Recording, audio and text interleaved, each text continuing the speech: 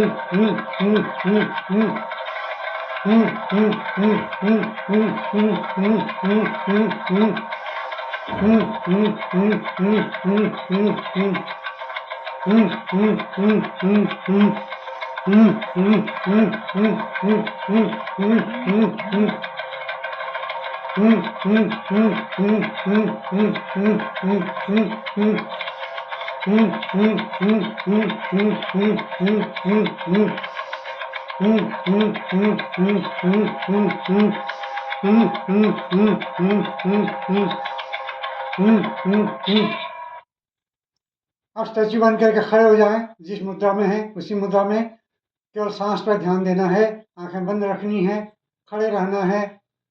अगर कोई खड़े नहीं रह सकते तो बैठ को भी इसको कर सकते हैं।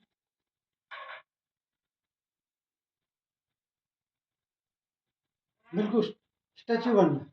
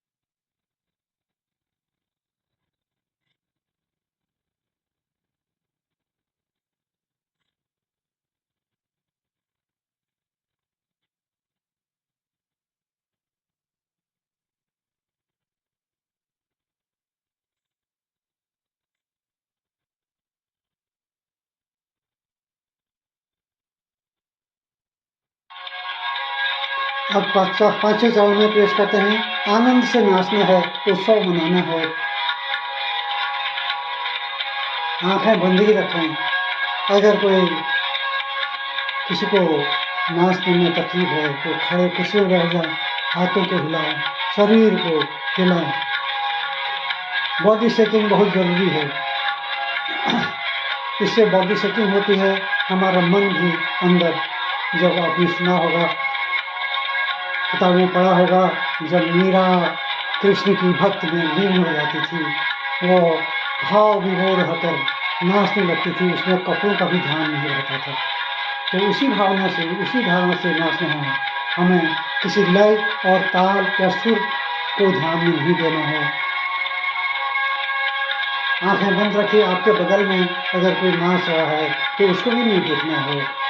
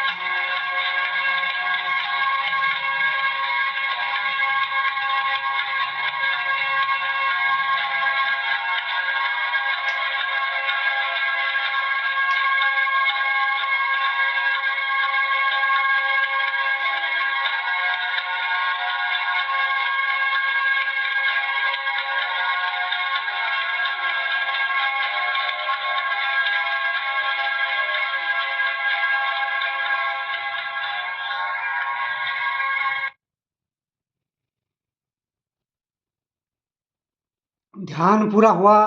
अब आइए भगवान के चरणों में सर रखते हैं, उसका धन्यवाद अदा करें। शक्ति दे, शक्ति दे, शक्ति दे।